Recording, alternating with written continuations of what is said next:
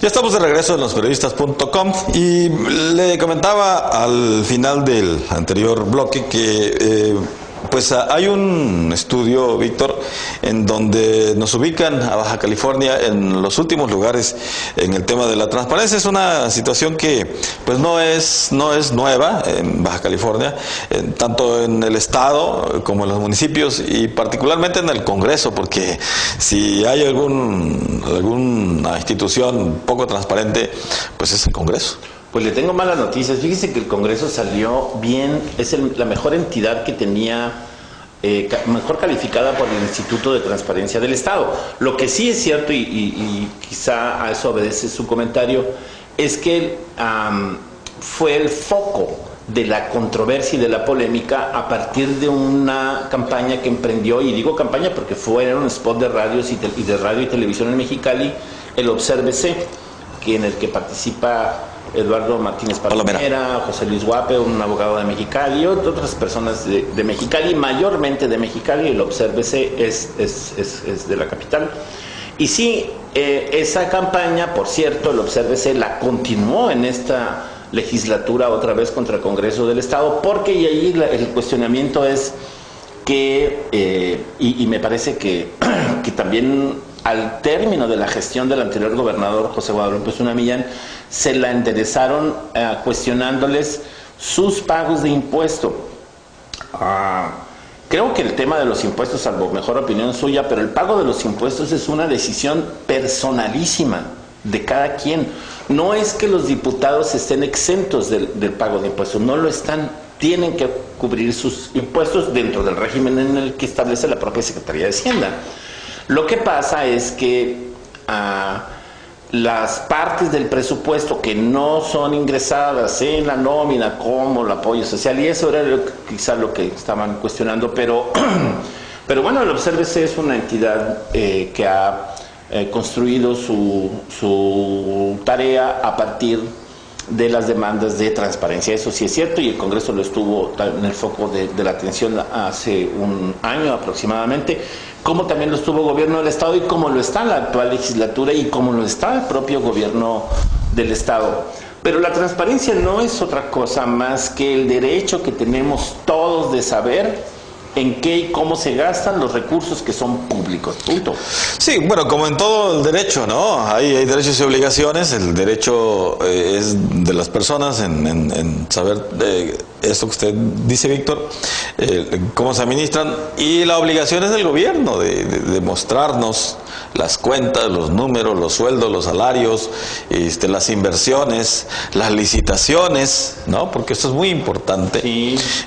Para que haya confianza, porque a final de cuentas cada centavo que el gobierno administra es un centavo, o es un dinero, o es un recurso que aportamos los ciudadanos, ¿no?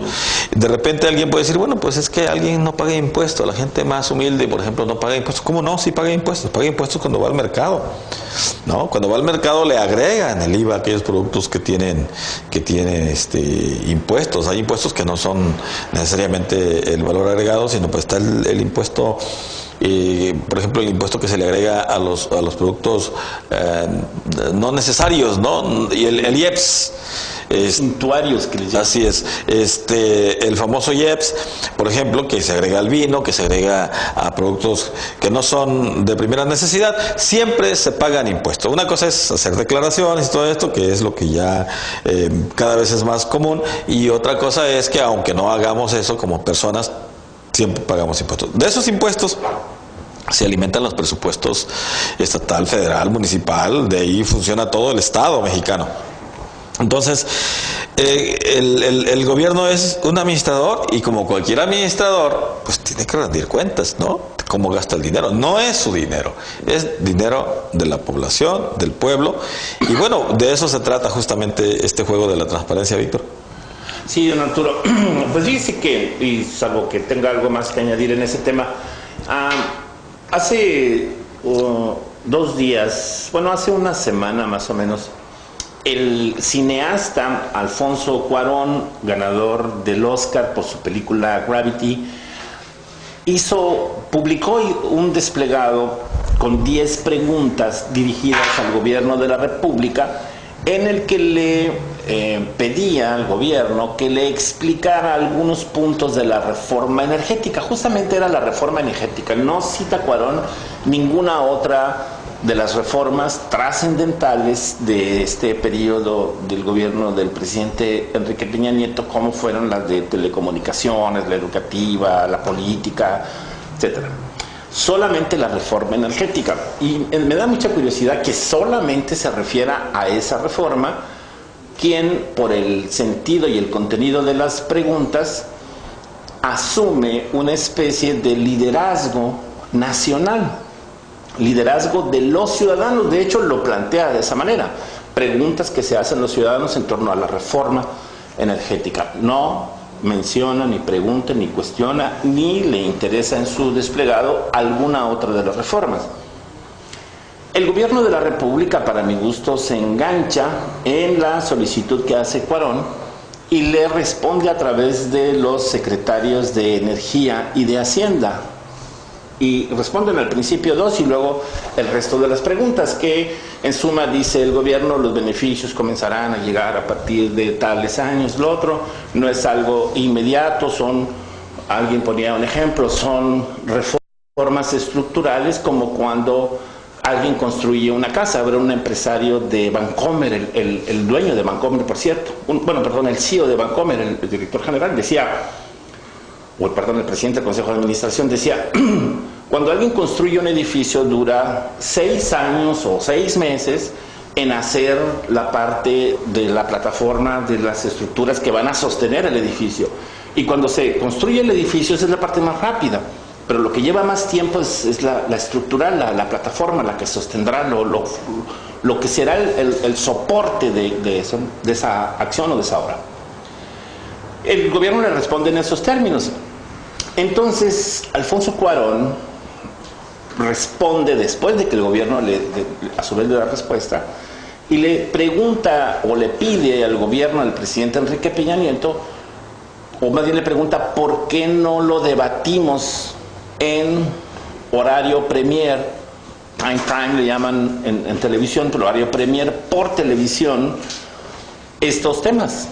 Y él propone 3 debates. Y fíjese que ya para concluir con lo que pasó, con las preguntas que hizo y que le respondieron, me llama mucho la atención. Primero porque Cuarón fue, después de que gana el Oscar, fue uno de los 100 personajes considerados en la revista Time como más influyentes del mundo. No fue ningún otro mexicano, fue Cuarón. Por una película que gana el Oscar, y una película de ciencia ficción, se llama Gravity, ciencia ficción. No fue o no es Cuarón un personaje cuya trayectoria haya sido reconocida por su trayectoria, como lo fue en estos días Elena Poniatowska, como significa el premio Cervantes para otros escritores mexicanos por su trayectoria, como Carlos Fuentes u Octavio Paz, que son ganadores de premios Nobel, que el premio Nobel no reconoce una obra, reconoce una trayectoria. Y Cuarón, para mi gusto, se asume un liderazgo que no tiene, que nadie le dio y que tuvo la suerte que el gobierno le respondiera. Lo metió a la cancha. Pero lo que en suma me hace ruido de la participación de Cuarón es que al entrar en la cancha y meterse en el juego, su estrategia, de alguna manera, no sé si queriéndolo o no Cuarón, está intentando suplantar las verdaderas instituciones que tiene el país, y por instituciones no me refiero ni siquiera a las autoridades o a los políticos, sino toda aquella amalgama de nuestro engranaje constitucional, político, social, los liderazgos instituidos de los grupos empresariales, los grupos civiles, los senadores de la República, que son representantes populares, los diputados federales, que son representantes populares, y todos aquellos otros líderes hablo de medios de comunicación, Carmen Aristegui, Joaquín López Dóriga, Ciro Gómez Leiva, los 500 periodistas que tienen un liderazgo en el país.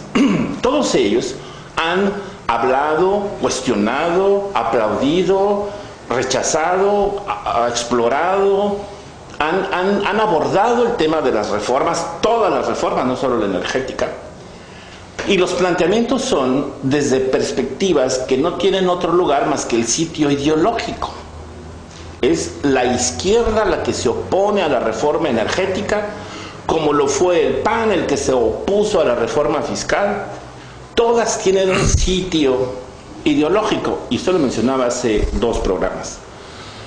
El que se hayan dado las reformas, no solo la energética, a propósito de sacar el tema ya, Cuarón, el que se hayan dado las reformas fue producto de una negociación entre las partes, donde el pedacito de intereses que tiene Acción Nacional con el pedacito de intereses que tenía el PRD, juntó el otro pedacito de intereses del PRI, y entre los 3 sacaron todas las reformas, aunque uno se haya opuesto a una y otro se haya opuesto a la otra, como fue el caso del PAN a la fiscal o del PRD a la energética. Y cierro con eso. ¿Por qué la energética viene a ser el eje del interés de Cuarón? Porque la izquierda es la que se opone a la reforma energética. Y el debate que no pudo hacerse a través de una iniciativa o una consulta popular como lo programaba el PRD, hoy con una estrategia mercadológica lo está logrando a través de Alfonso Cuarón. Muy bien, pues le diré mi punto de vista en el siguiente bloque, no se vaya por favor. Ya no le dejé chance. No, me deja todo el bloque para dar mi punto de vista.